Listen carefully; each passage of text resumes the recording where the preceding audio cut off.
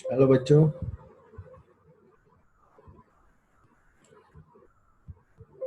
Hello बच्चों, good morning. और you doing? आज हम जो हमारा लास्ट टॉपिक कवर करने जा रहे हैं माइक्रो प्रोसेसर का, that is Intel 8086 micro processor. So let us start the topic. Before starting 8086, let us look at the difference between 8085 and 8086। हमने 8085 पढ़ा है पूरा डिटेल में, तो let us look at the difference between both these two processors.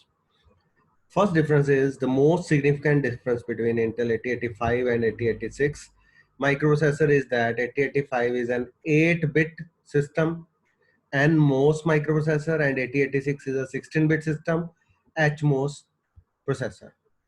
This difference allows the 8086 system to have much larger set of operational instructions and can make calculations to more significant places. Now, what do you mean by now what does this mean? अब हमारा जो 8085 था वो 8 bit processor था। 8 bit processor का मतलब क्या है? 8 बिट प्रोसेसर का मतलब है कि उसमें जो हमारी इंस्ट्रक्शन है या हमारा डाटा है, डाटा बस है, उसका साइज 8 बिट का था। एक साइकिल में हम 8 बिट का डाटा ट्रांसफर कर सकते थे। और ये एन टाइप मॉसफेट हमारा एन टाइप मॉसफेट ट्रांजिस्टर्स को यूज करके ये बना हुआ था हमारा। 8 बिट का ये था हमारा। 8086 क्या है हमारा?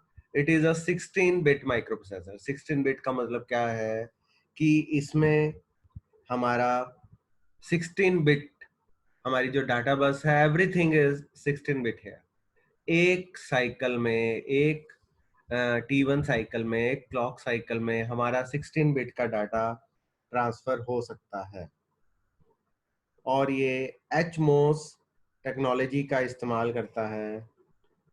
HMOS का मतलब है high density MOSFET N type MOSFET transistors. इसका मतलब क्या है? हाई डेंसिटी का मतलब है उतनी ही स्पेस में हम ज्यादा ट्रांजिस्टर जिसमें लगा सकते हैं। तो जितने ज्यादा ट्रांजिस्टर होंगे उतना ही बेटर उसका लार्जर सेट होगा ऑपरेशनल इंस्ट्रक्शंस का, उतने ही ज्यादा हम उसमें सर्किट्स इम्प्लांट कर सकते हैं। ठीक है, तो कहने का मतलब क्या हुआ? जो फर्स्ट पॉइंट है डिफरेंस का, दैट इज मोस्ट सिग्निफिकेंट। हम यही कहेंगे कि 8085 हमारा 8 बिट का माइक्रो प्रोसेसर है, क्योंकि उसमें 8 बिट का डाटा मैक्सिमम ट्रांसफर हो सकता है एक साइकिल में। और 8086 हमारा 16 बिट का माइक्रो प्रोसेसर है और इसमें 16 बिट का डाटा ट्रांसफर हो सकता है। और 8086 में ज़्यादा इंस्ट्रक्शंस होती हैं हमारी इन कंपैरिजन टू योर 8085, और हम ज़्यादा कैलकुलेशंस को बड़े इजीली इसमें कर सकते हैं। Second point of difference is 8085 contains 16-bit address bus and 8-bit data bus. 8086 contains 20-bit address bus and 16-bit data bus. What does this mean? इसका मतलब क्या हुआ? 8085 में 16 बिट की हमारी एड्रेस बस होती थी, 8 बिट की डाटा बस होती थी। वेयर एज 8086 में जो एड्रेस बस है उसका साइज 20 बिट का है, और डाटा बस जैसे हमने फर्स्ट पॉइंट में डिस्कस किया उसका साइज 16 बिट होता है। In 8085 the clock speed is 3 megahertz, whereas in 8086 the clock speed is 5 megahertz. ठीक है, now 8085 processor has 6500 transistors in the PCBs compared to 29,000 transistors in 8086 processor.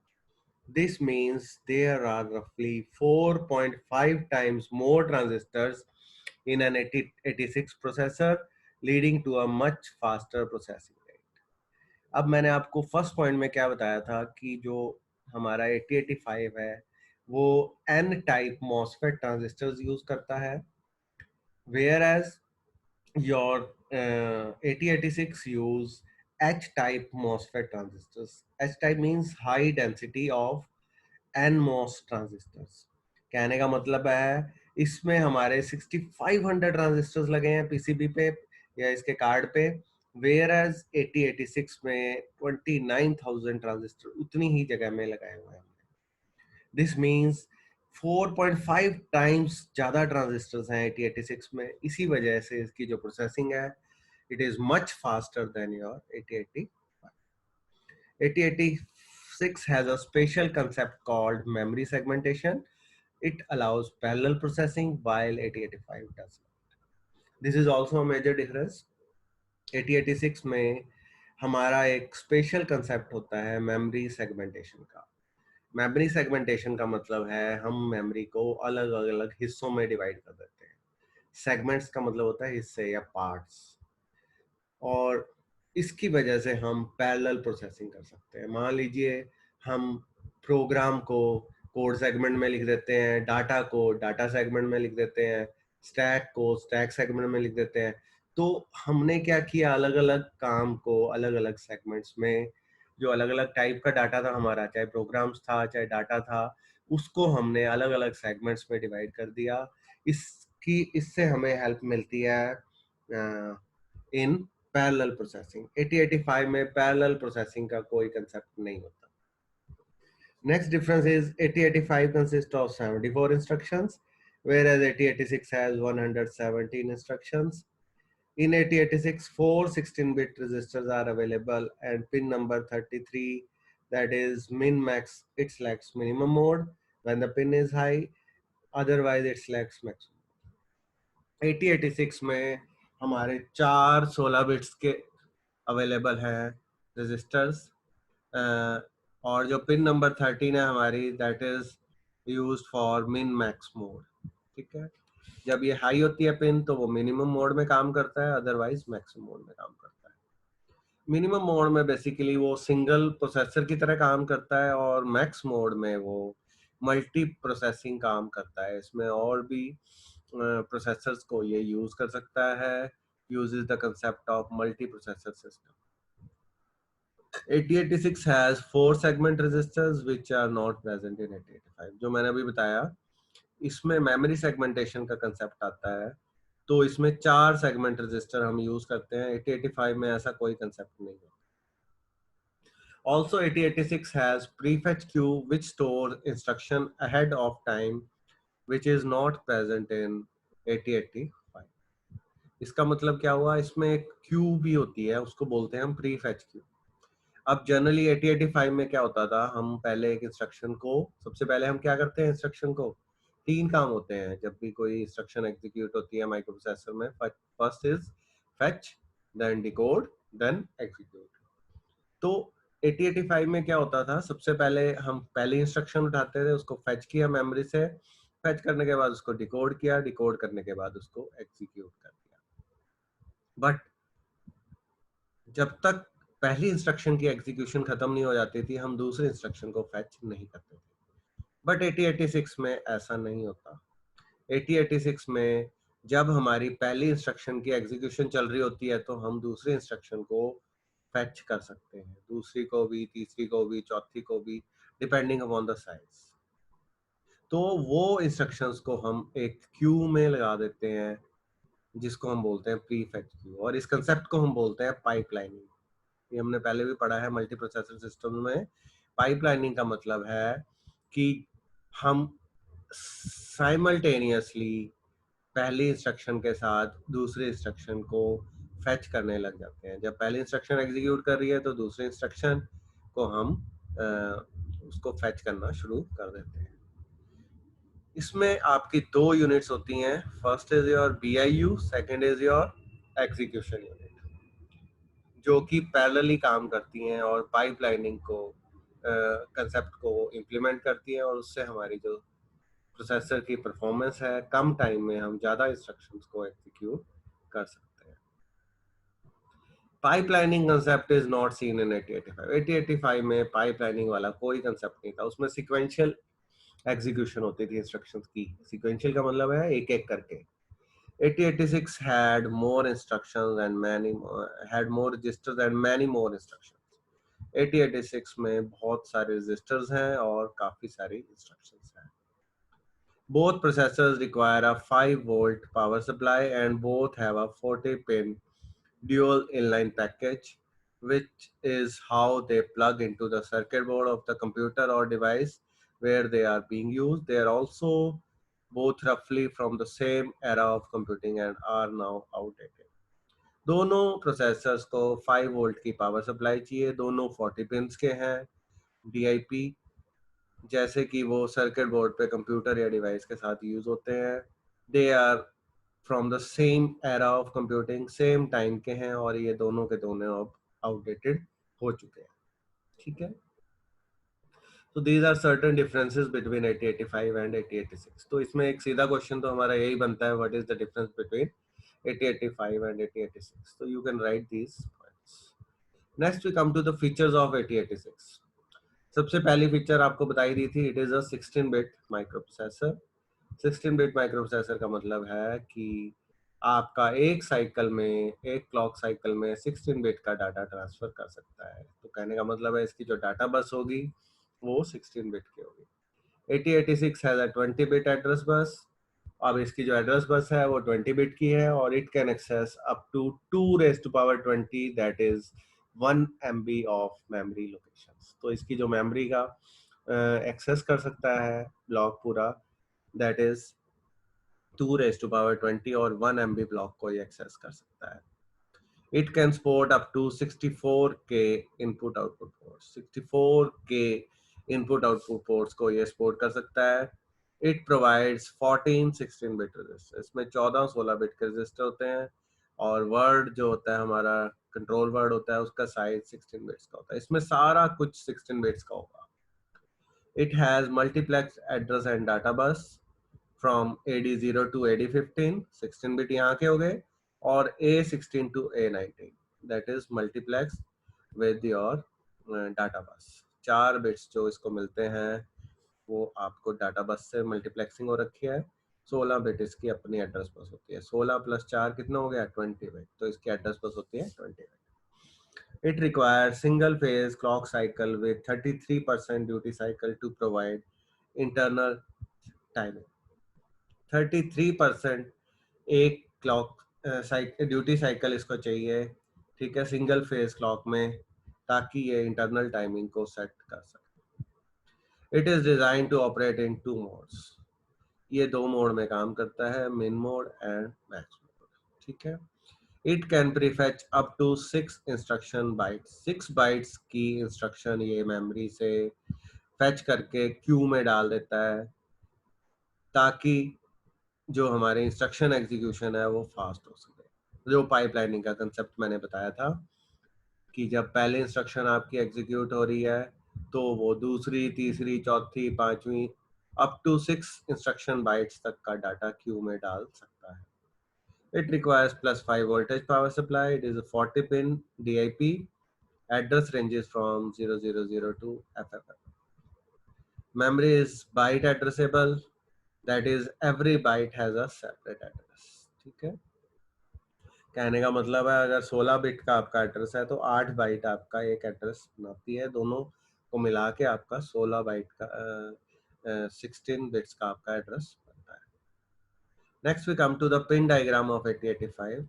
अब आप देख सकते हैं इस पिन डायग्राम में देयर आर 40 पिन्स. यहाँ पे आप देख सकते हैं मैक्स मोड, यहाँ पे आप देख सकते हैं मिन मोड. नाउ सबसे पहले हम स्टार्ट करते हैं from pin number 2 to your pin number 16. AD15 to AD0. AD15 हमारा 39 पे है, और AD14 से लेके AD0 हमारा 2 से 16 पिन पे कवर होता है. AD15 to AD0 represent your address bus, address and data bus. These lines constitute the time multiplexed memory or input output address and data bus. ठीक है बेटा. तो ये हमारी कॉन्स्टिट्यूट करती हैं या बताती हैं these lines time multiplex memory और input output address and data bus. ठीक है. या तो ये एड्रेस बस की तरह ट्रीट होती है या आपकी ये डाटा बस की तरह ट्रीट होती है. Then is your ALE. ALE is address latch enable. जब ये हाई होगा तो 16 बिट एड्रेस बस जो है आपकी वो एड्रेस बस की तरह यूज होगी, और it causes the lower order 16 bit address bus to be used as data बस। तो जब ये हाई होगा तो हमारी जो 16 बिट की एड्रेस बस है उसको हम डाटा बस की तरह यूज कर सकते हैं। जब ये लो होगा तो आपका ये हम इसको 20 बिट एड्रेस बस की तरह इस्तेमाल कर सकते हैं। ठीक है, तो AD15 to AD0 can be address or data bus. ALE is your address latch enable. Then is your ready. Ready is the acknowledgement from the address memory or input output device that will be complete the data transfer. Ready क्या है? एक तरह का signal है जो या तो memory की तरफ से आएगा आपको या इनपुट आउटपुट डिवाइस की तरफ से आएगा कि वो डाटा ट्रांसफर के लिए रेडी है। Next is interrupt request. ये एक लेवल ट्रिगर्ड इनपुट होती है। लेवल ट्रिगर्ड का मतलब है हाई पे या तो चलेगी या लो पे चलेगी। ठीक है, ये हर क्लॉक साइकिल, हर इंस्ट्रक्शन की लास्ट क्लॉक साइकिल में ये प्रोसेसर चेक करता है कि हमारे को कोई इंटरप्ट की रिक्वेस्ट तो नहीं आई। इंटरप्ट की रिक्वेस्ट का मतलब है कोई और ऑपरेशन तो नहीं करना चाह रहे, कोई और इंस्ट्रक्शन तो नहीं आई जो during the course of the program हम एग्जीक्यूट करना चाहते हैं। Then is interrupt acknowledgement. Interrupt acknowledgement microprocessor देता है जब वो इंटरप्ट को एक्सेप्ट कर लेता है। रीसेट, रीसेट क्या करता है? प्रोसेसर को एकदम टर्मिनेट कर देगा जो भी वो काम कर रहा है presently. Then 8086 operates in single processor mode, जिसको हम मिनिमम मोड भी कहते हैं, और मल्टी प्रोसेसर मोड जिसको हम मैक्सिमम मोड भी कहते हैं। तो 8086 पिंस को या सिग्नल्स को हम 3 ग्रुप्स में डिवाइड कर देते हैं। फर्स्ट ग्रुप हो गया पिंस या signals having common function in minimum and maximum mode, signals having special functions for minimum mode and signals having special functions for max mode.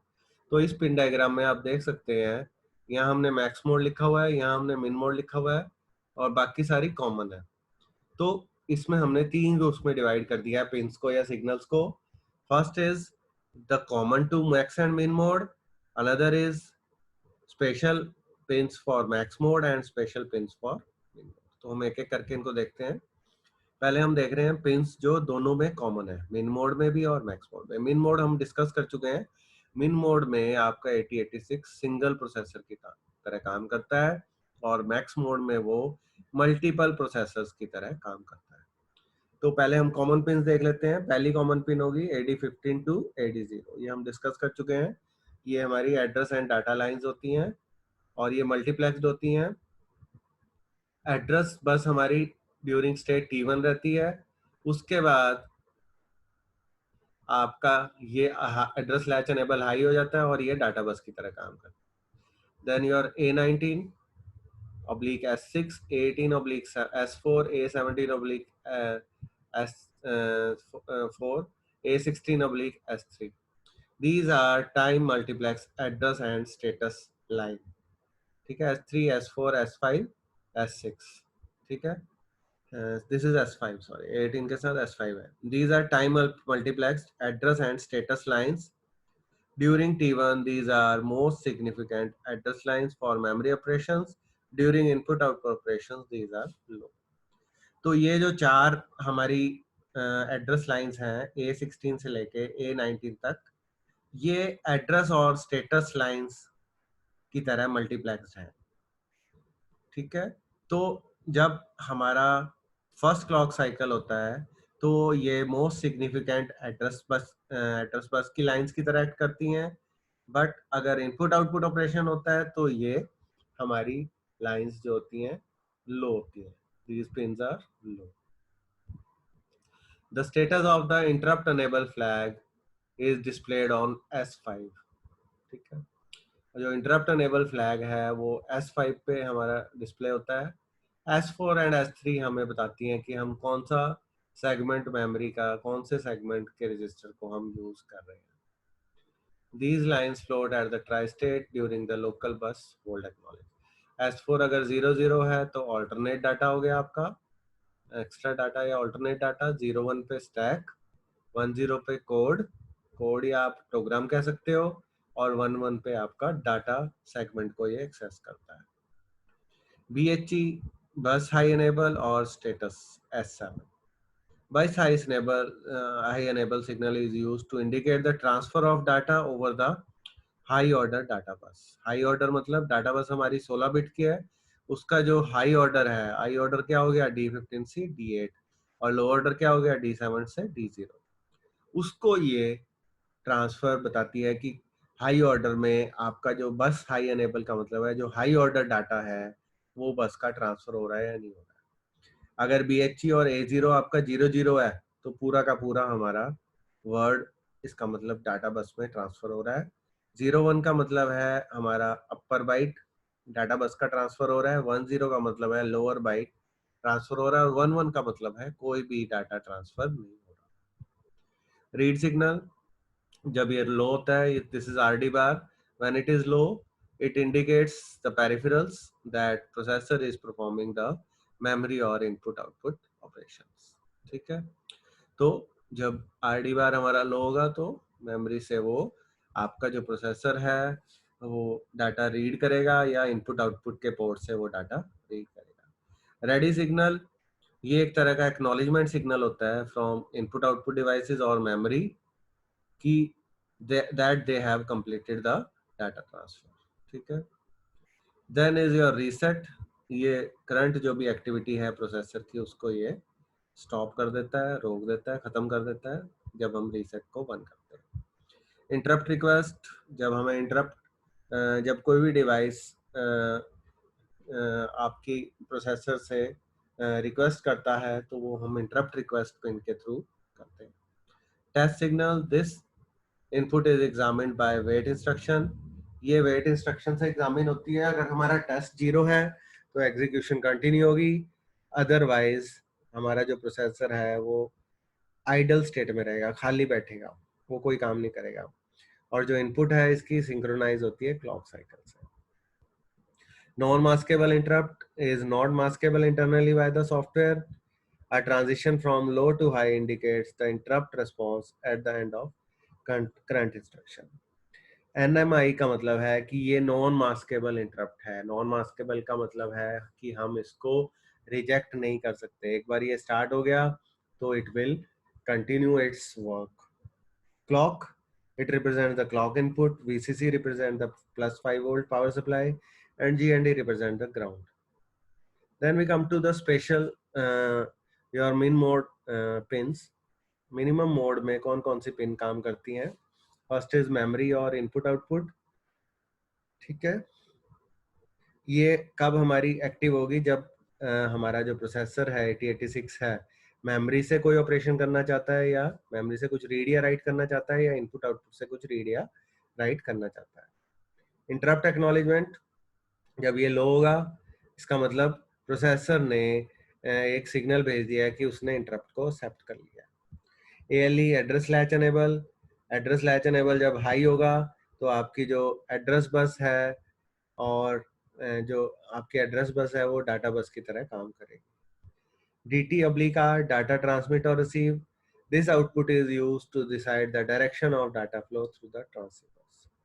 अगर DT/R आपका 1 है तो प्रोसेसर डाटा सेंड कर रहा है, अगर ये 0 है तो प्रोसेसर डाटा रिसीव कर रहा है, अगर ये S1 के बराबर है तो ये मैक्सिमम मोड में काम कर रहा है। ठीक है, तो ये बताता है कि हम डाटा को ट्रांसमिट कर रहे हैं, सेंड कर रहे हैं या रिसीव कर रहे हैं। अगर ये 1 है तो डाटा सेंड कर रहा है प्रोसेसर, अगर अदरवाइज डाटा रिसीव कर रहा है। मैक्सिमम मोड में हमारी ये 4 स्पेशल पिन्स होती हैं, S2 S1 S0। Status lines, ये हमारा स्टेटस बताती है करंट बस साइकिल का। ठीक है, next is lock, this output pins indicate that other system bus masters will be prevented from gaining the access of system bus while the lock is equal to 0। जब lock 0 होता है तो 8086 के पास होता है बस का control. when the lock signal is activated it remains activated until the completion of the next instruction। तो जो हमारा कंट्रोल है बसेस का वो बाकी जो हमारे प्रोसेसर्स या 8288 है उसके पास, कंट्रोलर्स के पास चला जाता है। QS1 not, QS1 and QS0 ये बताता है क्यू का स्टेटस, जो हमारी कोड की क्यू है उसका स्टेटस बताता है। ठीक है, क्योंकि 8086 में मैंने क्या बताया, ये क्यू का कंसेप्ट होता है, इसमें 6 बाइट की हमारी इंस्ट्रक्शन प्रीफेच की होती है, तो उसको उसका स्टेटस ये बताता है आपका RQ/GT0, RQ1/GT1. This represents your request or grant pins. These pins are used by other local bus masters in maximum mode to force the processor to release the local bus at the end of processor current bus cycle. अब ये pins local bus use करती हैं दूसरे devices की। अब ये maximum mode में आपके मल्टीपल प्रोसेसर काम करते हैं, तो इसमें आपका जो 8086 है वो स्लेव की तरह काम करता है और अपनी सारी जो आपकी जो बसेस हैं सारी, उसका जो उसकी जो रिक्वेस्ट करते हैं जब दूसरे प्रोसेसर्स, तो वो थ्रू रिक्वेस्ट कर सकते हैं और प्रोसेसर उसको ग्रांट कर देता है, अपनी सारी बसेस को रिलीज कर देता है with the grant signal. Let's come out to maximum difference between your minimum mode and maximum mode of 8086. इसमें अब डिफरेंस क्या है, ये सबसे इंपॉर्टेंट है. तो पेपर में जो क्वेश्चंस आता भी है, that is what do you mean by मिन मोड एंड मैक्स मोड, तो उसमें आप अलग अलग भी लिख सकते हैं और इन दोनों के बीच में डिफरेंस भी आ सकता है. अब मिनिमम मोड मैंने क्या बताया, मिनिमम मोड में क्या होता है, there can be only one processor, उसमें सिर्फ एक ही प्रोसेसर होता है 8086 और वो सिंगल प्रोसेसर की तरह काम करता है. एक मैक्सिमम मोड में मल्टीपल प्रोसेसर्स हो सकते हैं 8086 के साथ, लाइक 8087, 8089, 8088. मिन मैक्स मोड जो पिन होती है आपकी 33 नंबर पे, अगर वो 1 होती है तो मिन मोड को रिप्रेजेंट करती है, अगर वो 0 होती है तो मैक्सिमम मोड को रिप्रेजेंट करती है. इसमें ALE होता है, ALE address latch enable is given by 8086 because and it is the only processor. इसमें जो एड्रेस लैच को enable कौन करता है, 8288 बस कंट्रोलर करता है, क्योंकि इसमें मल्टीपल प्रोसेसर हो सकते हैं. आप बस एक बात ध्यान रखिए, सिंगल प्रोसेसर में जितना भी पिंस वाला काम है, जितना भी कंट्रोल और स्टेटस, कंट्रोल सिग्नल्स और स्टेटस सिग्नल्स को चेंज करेगा, वो कौन करेगा, 8086. इसमें 8086 कुछ नहीं करेगा, इसमें आपका या तो बस कंट्रोलर करेगा या दूसरे प्रोसेसर्स करेंगे. Then is data enable, data transmit और request for transceivers are given by 8086. ठीक है, इसमें 8086 करता है उनको रिक्वेस्ट, जो जो भी है डाटा ट्रांसमिट की और रिक्वेस्ट का जो सिग्नल है और रिसीव का जो सिग्नल है, और डाटा अनेबल को कौन करता है, आपका 8086. इसमें डाटा ट्रांसमिट और रिसीव का सिग्नल कौन करता है, 8288 बस कंट्रोलर. इसमें direct control signals that is memory input output read and write are given by 8086. इसमें कंट्रोल सिग्नल की जगह माइक्रो प्रोसेसर क्या करता है, स्टेटस सिग्नल जनरेट करता है, S2, S1, S1. उससे हमें पता चलता है कि वो इनपुट आउटपुट रीड करना चाहता है, मेमोरी रीड करना चाहता है, मेमोरी राइट करना चाहता है. Control signals such as memory input output read write are decoded by decoder 74138. ये एक डिकोडर के थ्रू हम करते हैं, बट इसमें जो इसको जो डिकोड करते हैं इसके स्टेटस सिग्नल्स को, that is with the help of your 8288 bus controller. Interrupt acknowledgement कौन देगा इसमें, 8086 in response to the interrupt given in the interrupt request line. इसमें आपका interrupt की acknowledgement कौन देगा, 8288 bus control in response to your interrupt request. Hold and hold acknowledgement signals are used for bus request with DMA controller. अब DMA controller में हमने पढ़ा था कि जब वो बसों का कंट्रोल चाहता है, जब वो मास्टर बनना चाहता है तो वो होल्ड सिग्नल देता है, और जब माइक्रो प्रोसेसर अपनी बसेस रिलीज कर देता है तो वो होल्ड एक्नॉलेजमेंट देता है. इसमें request and grant lines are used for bus request by other processors like 8087 and 8089. Circuit is simpler, इसका circuit बहुत simple है, circuit is more complex. Multi processing cannot be performed. इसमें single processor है तो multi processing नहीं हो सकती. इसमें multi processing हो सकती है क्योंकि multiple processors काम कर सकते हैं इसमें, और इसकी जो performance है बहुत बढ़िया होती है, high होती है. ठीक है, तो this is min and max mode. Next we come to the architecture of 8086. अब आप इसमें आर्किटेक्चर में आप देख सकते हैं, ये पूरा आर्किटेक्चर हमने दो ब्लॉक्स में डिवाइड किया हुआ है. First is BIU, second is your EU. BIU is bus interface unit and EU is execution unit. तो आप देख सकते हैं 8086 का जो आर्किटेक्चर है वो 2 यूनिट्स में डिवाइडेड है, एग्जीक्यूशन यूनिट एंड बस इंटरफेस यूनिट। और ये दोनों यूनिट्स असिंक्रोनसली काम करती हैं। असिंक्रोनसली मतलब without any clock, to give 8086 an overlapping instruction fetch and execution mechanism which is called pipelining। अब मैंने आपको शुरू में ही बताया था कि जो 8085 है वो सीक्वेंशियल सीक्वेंशियल एग्जीक्यूशन करता है। सीक्वेंशियल का मतलब क्या है, पहले एक इंस्ट्रक्शन को उठाएगा, फेच करेगा, उसको डिकोड करेगा, फिर एग्जीक्यूट करेगा, फिर दूसरे इंस्ट्रक्शन उठा लेगा प्रोग्राम काउंटर से, फिर उसको फेच करेगा, डिकोड करेगा, एग्जीक्यूट करेगा। तो वन बाय वन वो इस तरह से करेगा। बट 8086 में ऐसा नहीं होता। 8086 में आपकी जब पहली इंस्ट्रक्शन एग्जीक्यूशन में जा रही है, एग्जीक्यूट हो रही है आफ्टर डिकोड, तो आप दूसरी, तीसरी, चौथी, पांचवी, छठी, अगली 6 इंस्ट्रक्शन या 6 बाइट की इंस्ट्रक्शन तक उठा सकते हो और उसको क्यू में डाल सकते हो। इसको हम बोलते हैं पाइपलाइनिंग या पैरेलल प्रोसेसिंग।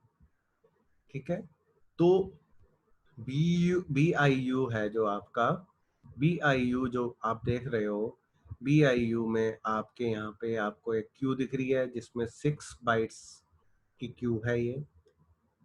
तो जब आपका एग्जीक्यूशन यूनिट, मतलब जब आपका यहाँ से डाटा, यहाँ पे कोई आपकी इंस्ट्रक्शन एग्जीक्यूट हो रही है ALU के पास, तब आप इन रजिस्टर की हेल्प से, मेमोरी से आप फेच कर सकते हो डाटा, और उस आप इंस्ट्रक्शन फेच कर सकते हो और उस इंस्ट्रक्शन को आप इस क्यू में पुट करते रहते हो। तो आप अराउंड अबाउट 6 बाइट तक की, अगर एक एक बाइट की आपकी इंस्ट्रक्शन है तो 6 इंस्ट्रक्शन आप इसमें क्यू में लगा सकते हो। ये काम कब हो रहा है? पैरेलल में। जब यहाँ पे एग्जीक्यूशन चल रही है तो यहाँ पे वो BIU क्या कर रहा है? आपके इंस्ट्रक्शन को फेच कर रहा है। This is known as pipeline. ठीक है, तो BIU क्या करता है? It fetches the instruction, read and write the data, compute the 20 bit address. अब BIU कितने काम कर रहा है आप देखिए। BIU क्या कर रहा है? मेमोरी से इंस्ट्रक्शन को फैच कर रहा है। दिस इज द मेमोरी, तो ये ब्लॉक इंस्ट्रक्शन यूनिट है। अब आप इसमें ये वाला सिंबल देख सकते हैं, दिस इज योर कैलकुलेशन और एडर सिंबल। इसमें 2 इनपुट होती हैं और एक आउटपुट आती है। यहाँ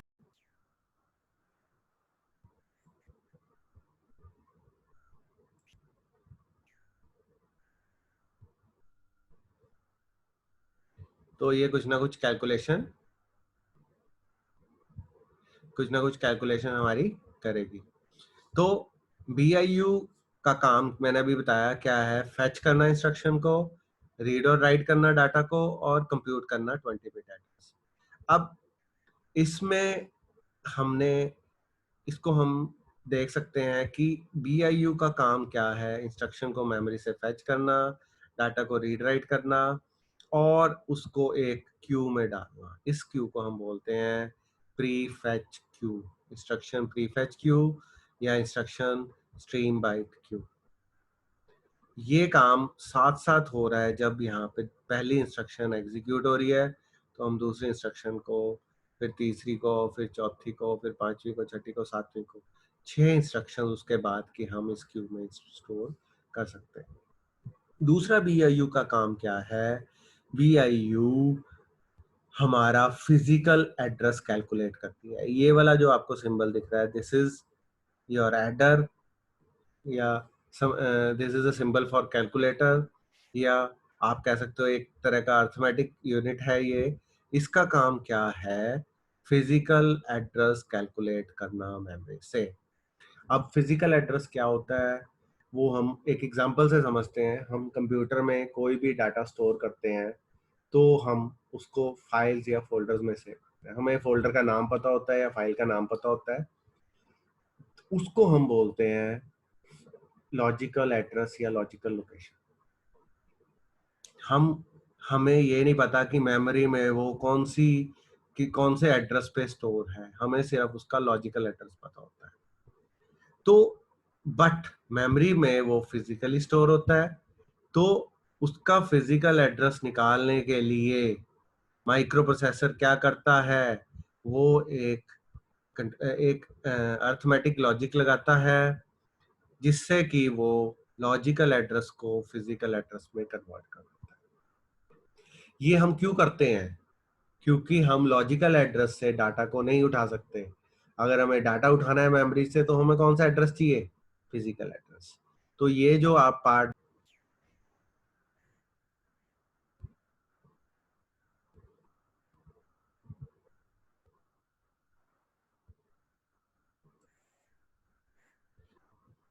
sorry sorry for the interruption. ये पार्ट हमारा क्या करता है, अब आप देख सकते हैं ये वाला हमारा पार्ट क्या है। ये हम देख सकते हैं these are the various segment registers, इनको हम बोलते हैं सेगमेंट रजिस्टर। मैंने जैसे शुरू में बताया था कि हम BIU क्या करता है, बस इंटरफेस यूनिट के पास कुछ रजिस्टर्स होते हैं जो कि एड्रेस, जिनके अंदर एड्रेस होता है। अब हमने मेमोरी को क्या किया हुआ है, मेमोरी को हमने कुछ पार्ट्स में डिवाइड कर दिया। अब ये मेमोरी मान लीजिए, मेमोरी को हमने चार सेगमेंट्स में हम डिवाइड कर देते हैं। उन चार सेगमेंट्स का नाम है code segment, then your stack segment, data segment and extra segment.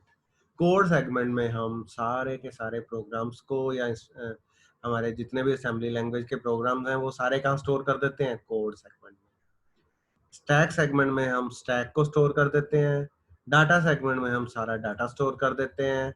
Extra segment में बाकी जो हमारा डाटा है उसको हम स्टोर कर देते हैं। तो अब ये जो लॉजिक है ये क्या करेगा, अब इन रजिस्टर्स में उस सेगमेंट का पहला एड्रेस हमें मिल जाता है। कोड सेगमेंट का पहला एड्रेस चाहिए तो CS में मिल जाएगा।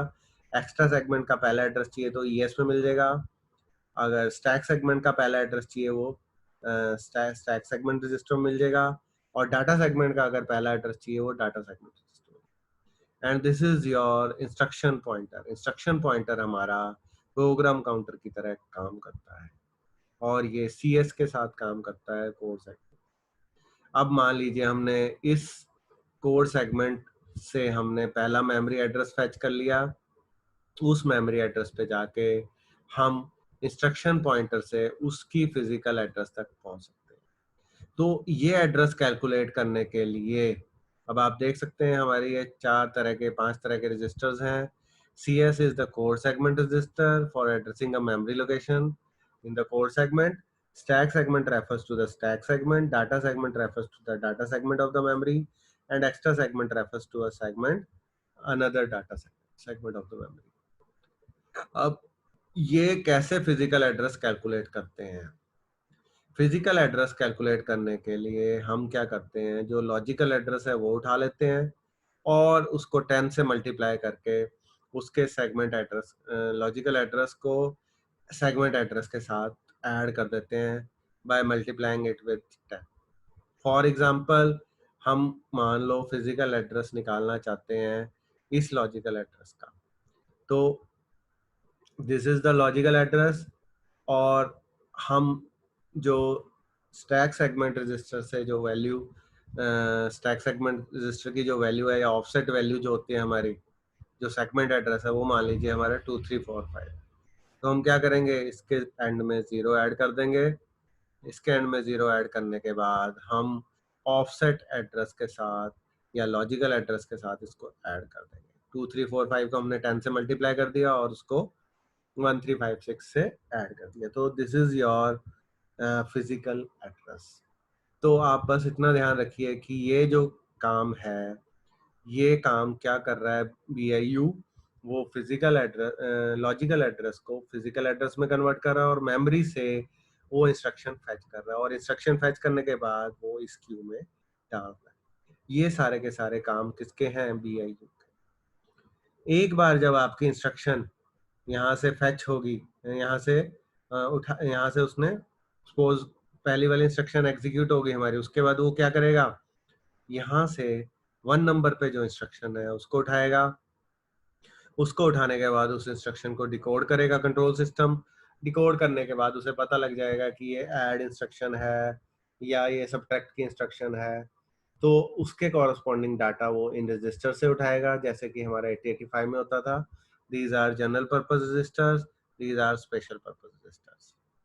इन रजिस्टर से वो डाटा उठाएगा, डाटा उठाने के बाद ऐड करेगा और रिजल्ट को डाल देगा, ठीक है।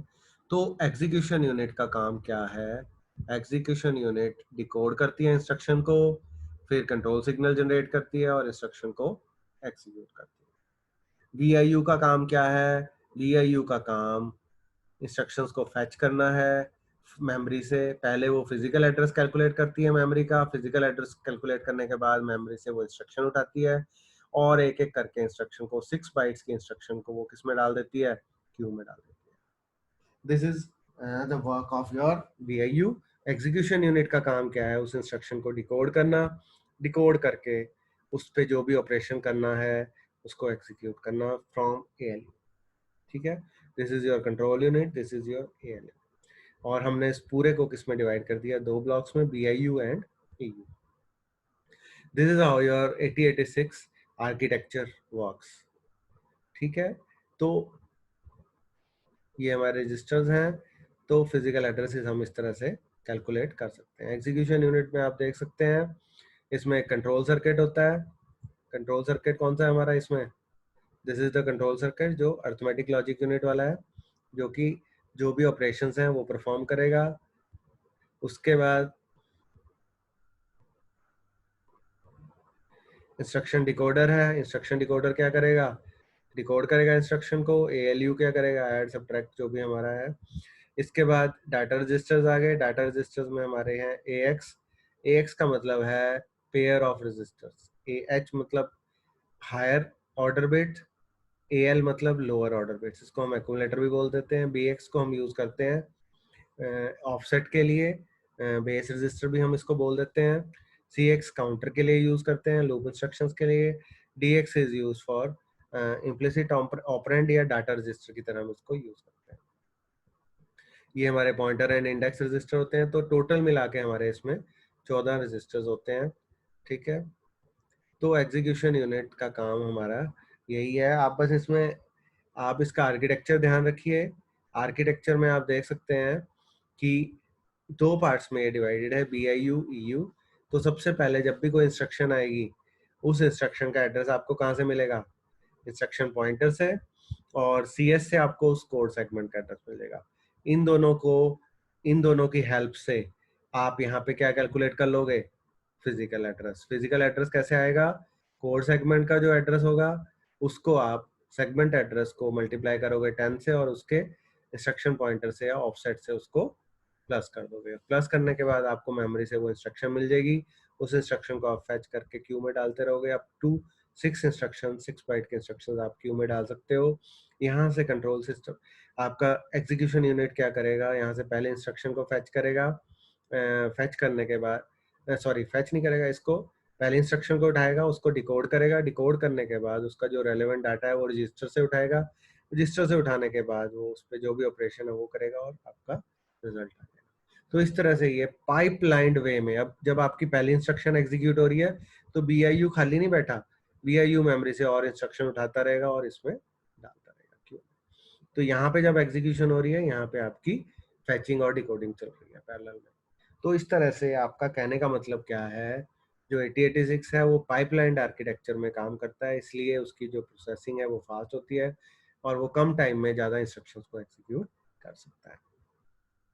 तो आपको जो इसमें क्वेश्चन आएगा, इसमें आपको क्वेश्चन आ सकते हैं। फर्स्ट क्वेश्चन आ सकता है, what is the difference between 8085 and 8086, ठीक है, तो आप ये डिफरेंस बता सकते हैं। सेकंड आ सकता है, what are the features of 8086 microprocessor. Third आपका इसमें क्वेश्चन बन सकता है, pin diagram of 8086। Then is your min mode and max mode, इनके बीच में डिफरेंस, तो आप ये डिफरेंस बता सकते हैं। Then is your block diagram of 8086 and इसमें और इसका आर्किटेक्चर, इसके आर्किटेक्चर में आप ये दो यूनिट्स को क्लियरली एक्सप्लेन कर सकते हो, bus interface unit and your execution unit. इन दोनों को एक्सप्लेन करके then you can write down the question. तो इस चैप्टर में से जनरली हमें 86 और 85 का डिफरेंस आ जाता है या इसका ब्लॉक डायग्राम आ जाता है। तो होप है आपको समझ में आ गया होगा। अगर फिर भी आपको कोई डाउट हो, you can ask. Thank you.